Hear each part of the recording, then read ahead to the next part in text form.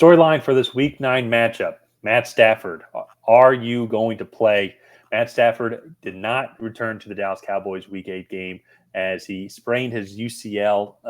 His UCL sprain in his right thumb, so they're going to be taking it easy. It's going to be his day-to-day currently. And that, to me, is going to be the biggest storyline because just on paper, I think this game should be very interesting, but the Rams are the only one that have been playing exciting football as of late. If you have not heard of Tom Grossi and you're watching us, one, thank you. That's shocking. But Tom Grossi, check him out on YouTube. Huge Packers fan, and I think he breaks down just the Packers struggles very well. I think it starts with the coaching. It started from there, just not coming out prepared. Weak offensive line ever since David Bakhtiari now has had another season-long surgery and is out for the rest of the season. And then I think this is super young receiving core as well.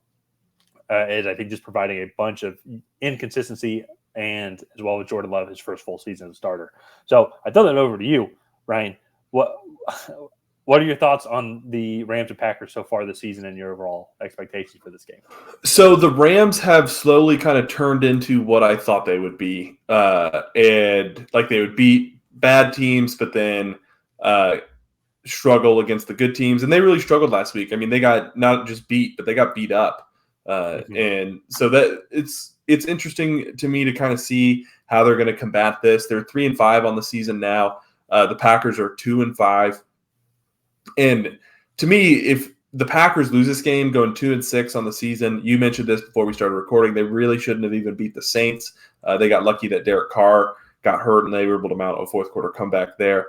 So, to me, it's just been a bit of a disaster for the Packers. For the Rams, you can see the pieces there. We didn't expect them to be a Super Bowl contending team this year, but you can see the pieces and they can start building again for the future. Yeah. And so it's going to be interesting to kind of see how they're able to come in and combat this. They do have a good amount of injuries this week. Puka Nacua is also having some knee swelling, and he is going to be taking it easy in practice and is questionable for the game. It sounds like he's going to play. Just needs to ice up a little bit. And so really it just depends on if Matthew Stafford plays or not. But both of these teams, I think, are probably a little bit disappointed with how the season is going, a little bit more so the Packers. Packers definitely, the level of disappointment, I think, has just got to be just through the roof, especially, too, starting out, everybody was talking about. It's funny how long the season is because you remember when everybody was talking about how great Packers were after week one, after they dominated the Bears. Oh, yeah. Jordan Love's the next guy. Yeah, the next guy, he paid his rent to Aaron Rodgers in Chicago. And then since then, they really should not have won a game since then. And so actually I say that as a Falcons fan, I'll have to say you guys should have beat us. And so I'll put a caveat, but we still won. But I will say that I don't want to look too much into a loss against the Cowboys here because if you just look at it on paper, the Rams just match up horribly against the Cowboys. They match up absolutely horribly against Cowboys. So it's with a weaker offensive line and then a stout defensive front, that Dan Quinn defense. It's going to cause just a bunch of havoc as well. It's going to cause Matt Stafford to throw the ball much more quicker and in a much more uncomfortable situation than he would like. Because that being said, though, you go look at the week before. Should have beat the Steelers. It had opportunities there. Fought hard against the Eagles. Almost beat the Bengals. Fought hard against the 49ers going back to week 2. So there's still opportunity. And then if you look at their schedule moving forward, they're able to win this game, go to 4-5. They beat the Seahawks earlier in the year. And so two totally different teams. I completely get that. Then you're at the Cardinals. Hypothetically, and then you do play the Browns who are vulnerable. So hypothetically, 4 potential winnable games. You might not be favored in all of them, but we'll just have to see. That's where the biggest story comes to is going to be just Matt Stafford playing. And if he's not playing, backup quarterback here, Brett Rypien, will be playing. And this is where, as not a Georgia fan, but living in Georgia, wish Stetson Bennett nothing but the best. Hope all is going well in whatever you're going through. Because also at the same time, I think this would be huge for the Rams to see they did draft him in the 4th round. There are things much more bigger than football, obviously. But it's going to be interesting, though, just to see if he does come back and if Matt Stafford's not able to come back if he is able to play for a little bit and just kind of see what talent he does bring to the NFL. There was a report. Sean McVay does not expect Stetson Bennett to return to the team this year. I know. I think I saw that one recently as well. And so I was saying that just as general, because Matt Stafford is getting that age. I think one thing also to talk about for both of these teams is going to be, kind of 2024 offseason. Which direction do you go? Is Matt Stafford going to be if the Rams keep losing, hypothetically, and then you're in there for that Drake May, Caleb Williams conversation? I don't know. And there's a couple other really good quarterbacks also. And on the Packers as well, it's a lot to evaluate this season because it's a super young receiving core with a horrible offensive line. How do you evaluate Jordan Love overall throughout this whole season?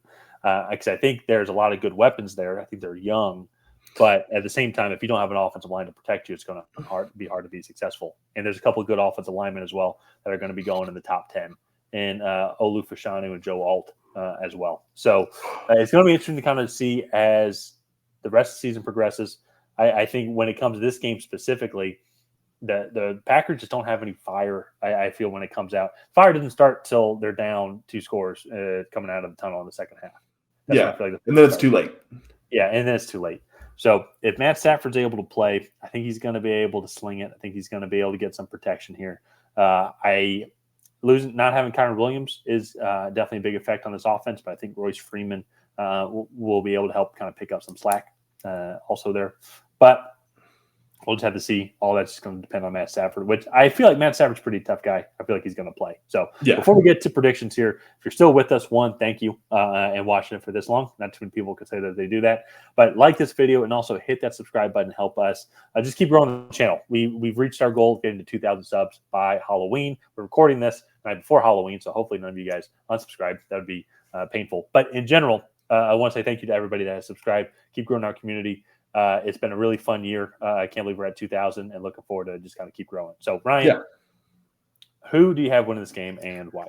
So, I'm going to go with the Rams. I just think they have more talent. Puka Nacua is most likely going to play. Cooper Kupp, Tyler Higbee. That offensive line, while got decimated last week, or not decimated, dominated last week, the Packers don't have anything close to Micah Parsons and what's down there in Dallas. So I'm going to go with the Rams. That could change if Matthew Stafford doesn't play. However, I think given his history of toughing it out, I think he's going to be active and available for this game. I just don't have a lot of faith in the Packers to come out and win this game. I really like Matt LaFleur. I like him as a coach. I think he has a good offensive mind. But there is just something that's going on right now within this locker room, and who knows what it is. It could be so many things. You could point fingers any different ways, but it just does seem like they're just not this like energetic push. Maybe it's just a super, super young team. And even then too, let's look at their offensive line. Their offensive line is young as well. Zach Tom, right tackle, drafted 22. John Runyon, drafted 20. Josh Myers, 21. Elkin Jenkins is their most experienced as of right now, drafted in 2019. I think this is his final year in his rookie contract. So I think their entire offensive line, if I'm reading this correctly, is still on their rookie contract, unless if Elkin Jenkins did get a contract extension. That's the only one that I could see here.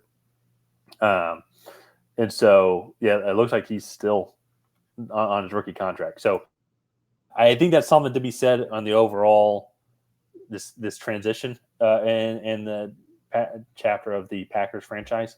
Like there's so many expectations here, but there's only 2 people on the starting lineup who were not drafted in a year designated 20. Aaron Jones was drafted in 2017 and Elkin Jenkins in 2019. So everybody else is still on rookie contracts. So that to me, and I know Jordan Love signed that 2-year extension, whatever. So, but it's just going to be some growing pains, I think, for this Packers franchise.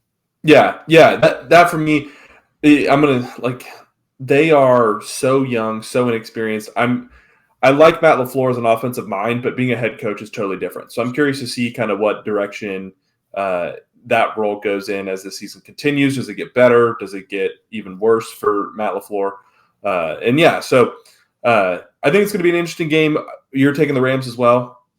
Oh, yeah. Sorry, I thought that was obvious. My bad. Yeah. I just wanted to make sure. But we're both taking the Rams. Let's go ahead and wrap this video up here. If you guys have not already, please go ahead and like and subscribe. Leave a comment down below on who you think is going to come out ahead in this matchup. Is it going to be the LA Rams? Is it going to be the Green Bay Packers?